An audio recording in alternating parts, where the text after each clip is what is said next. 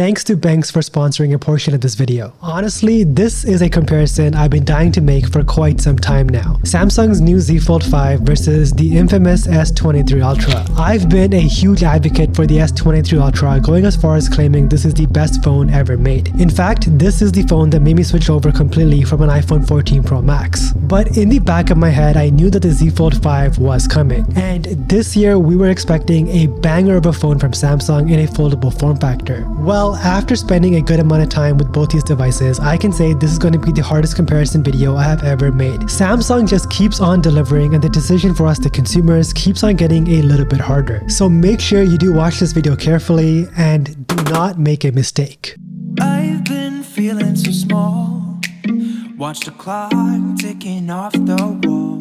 How's it going, everyone? My name is RJ, and this is my comparison video between the Z Fold 5 and the S23 Ultra. Easily two of my favorite devices of 2023. But which one out of these two devices is tailor-made for you? Well, let's find out. Starting off with what most of you want to know. Which out of these two designs is right for you? There's no question about it. This year, Samsung made a ton of minor refinements that led to big changes in the way the Z Fold 5 both feels and handles in the hand. This iteration of the Fold 5 is lighter and more compact than the Z Fold 4. In fact, it's about 5% lighter and 8% more compact, which does sound like an insignificant difference, but when you actually use the Fold 5 for an extended period of time, you start to notice that this year there's a lot less hand fatigue, which is just a testament to the improved hinge on the Fold 5. More on that a little bit later. Of course, when you are using the Z Fold 5 folded, the form factor is narrow and tall, which may throw a lot of you off. Fair enough. But in my opinion, you quickly get used to this form factor. Would I have liked to see a Pixel Fold Passport sort of form factor? Sure, that would have been nice. But at the same time, you do have to realize that would have made the overall weight of the device a lot heavier, which is not ideal, especially for a phone you're carrying around with you 7, 8, 9 hours a day. I'll admit, I use the cover screen for about 70% of my day, for quickly replying to messages, emails, and scrolling through apps like Twitter or X, and for these purposes, the cover screen works quite well. Yes, it is a bit hard to reach the top of the phone, but with useful One UI gestures, you can make it work. The Fold 5 is a folding phone, which means that this phone can quite literally unfold into a 7.6-inch tablet with a 4:3 aspect ratio. A portable movie theater in the palm of your hands. Now that, my friends, is the definition of innovation.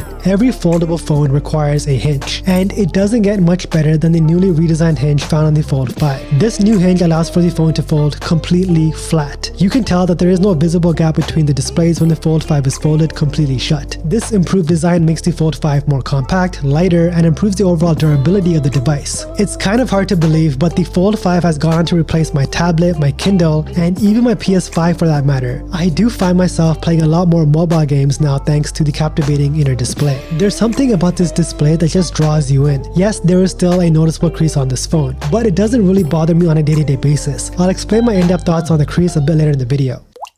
On the other hand, quite literally, we have the S23 Ultra, which is the familiar candy bar design that we're all used to. A rectangular slab of glass that's been the mainstream design for quite some time now. The S23 Ultra is boxier and lighter than the Fold 5. It's rocking a gorgeous, slightly curved display that bleeds into the edges. I feel like this design is peak candy bar smartphone. It doesn't get much better than this. For me though, design-wise, my thoughts slightly favor the Fold 5. The Fold 5 is the definition of versatility, giving us, the users, the option to use the phone as both a rectangular slab of glass or as a tablet. This versatility is something that I both admire and require in my day-to-day workflow. So with this iteration being lighter and a bit more compact, I'll give this round to the Fold 5. When comparing both the displays, both of these devices are fantastic. The Fold 5 comes with two displays. Both displays use Corning Gorilla Glass Victus 2, which gives the phone some much needed durability. This year we also get an IPX8 rating, which means that you can drop the phone into water without any concerns. Just don't submerge it for too long or you might be paying the consequences.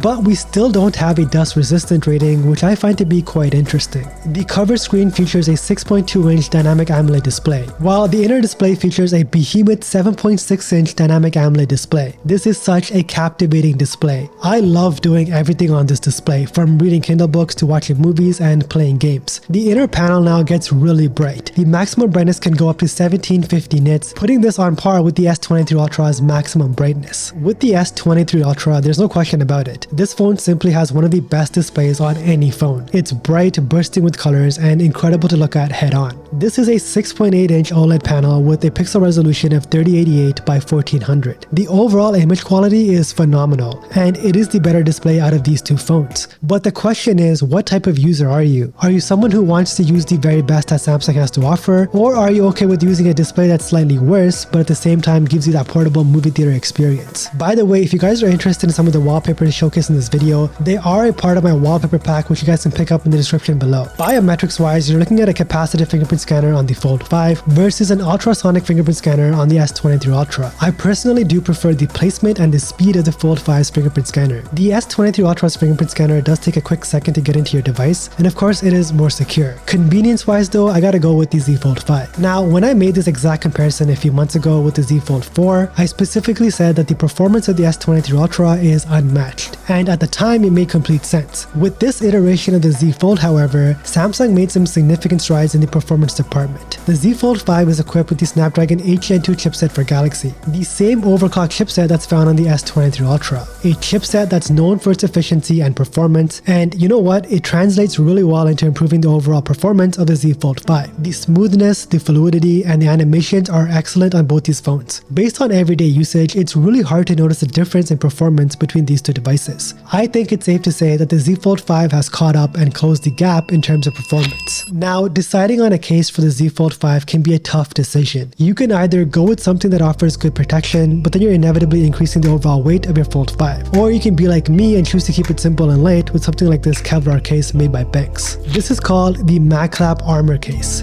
Benks made the decision to launch a case without the front cover, and I think it was the right choice. Hear me out. Over and over again with the Z Fold 4's front cover, no matter which case I used, it just kept falling off. Eventually, the adhesives that secure the front cover wears off. So I personally do stand with Benks on their decision to not include any sort of front protection. The MagClap Armor Case is made from Kevlar. This is an ultra slim and minimal case that keeps your Z Fold 5 feeling light and compact. All of the buttons are easily accessible, the fit is excellent, and there is a raised camera cutout for additional protection. Also, did I mention that this case is MagSafe compatible? You can attach any MagSafe accessory to the back of this phone and it works just fine. If you guys want to check out the MagClap Armor Case, there's a link for you guys in the description below, and thanks to Benks for sponsoring this video. Now, remember earlier when I said that the Snapdragon 8 Gen 2 is an efficient chipset? This pretty much means inevitably the battery life on the Z Fold 5 has improved by quite a bit. Screen on times vary depending on your usage, but based on very similar usage on both of these phones, I'm able to get around 7 hours of screen on time on the Z Fold 5, and about 8.5 hours of screen on time on the S23 Ultra. 7 hours of screen on time on the Fold 5 is about an hour improvement from the Z Fold 4.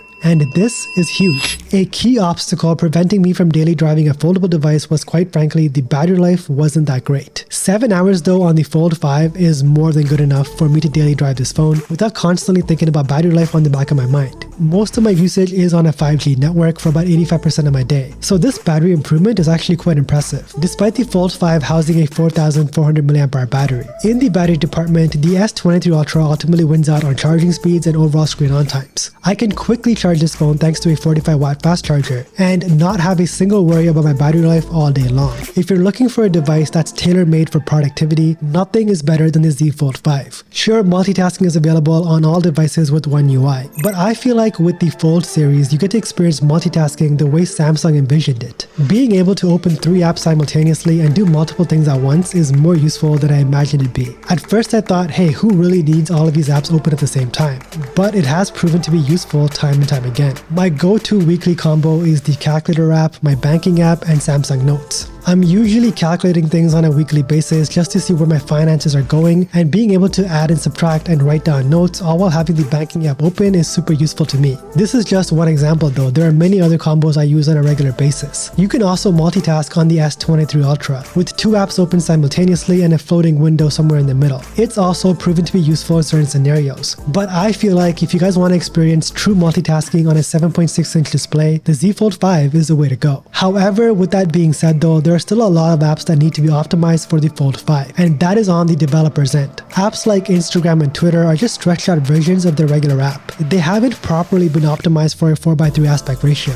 But we do see the potential though. Apps like TikTok are properly optimized. You can scroll video and read the comments at the same time, making for a much more engaging social media experience. This can either be a good or bad thing depending on your addiction to social media. A lot of you Samsung users buy a phone such as the S23 Ultra and never use the S Pen. I really don't get it. The S Pen is a very useful tool to have in your arsenal, and lucky for us, both of these phones are S Pen compatible. The only difference being the S23 Ultra comes included with the S Pen, whereas the Z Fold 5 doesn't. Nonetheless, the S Pen on a foldable device is much more useful than you can imagine, especially with all of the screen real estate to write on. I use it every now and then to jot down my weekly to-do list, jot down some groceries that my wife wants me to buy, and sometimes I even use it to journal. I do find using the S Pen to be much more relaxing than typing out what I want to say. With the cameras, it's kind of surprising honestly. This year, both of these phones have fantastic cameras. The Fold 5 takes much better shots this year compared to last year's Z Fold 4. But when you compare both of these phones head on, the S23 Ultra has the advantage thanks to that 200 megapixel mode. Honestly, some of the details you're able to get from a point and shoot camera phone still surprises me to this day. The Fold 5 has definitely improved without any doubt, especially in portrait mode. The type of shots you're able to get surprised me. Both these phones can record in 4K 60 FPS, and this is the type of quality you guys can expect. To me though, it looks like the video quality on both of these phones are pretty similar. Samsung DeX is available on both of these phones, and it's probably one of the most underrated features of Samsung flagships. If Apple had something similar on the iPhone, we would never hear the end of it, trust me. With that being said though, have you guys ever seen Samsung DeX running on two different monitors at the same time? I'll be talking a lot more about this monitor in my desk setup video, which is coming pretty soon, so make sure you guys do subscribe to the channel. Samsung DeX is pretty awesome. Just being able to plug in my phone via USB-C cable to a monitor and get a full desktop experience sounds kind of crazy to me, but it's actually real and it works pretty well. The speakers on both of these phones are so good. There's no doubt about it, the Fold 5 has improved the speakers. The comparison now is a lot closer than it was last year. Take a listen for yourself.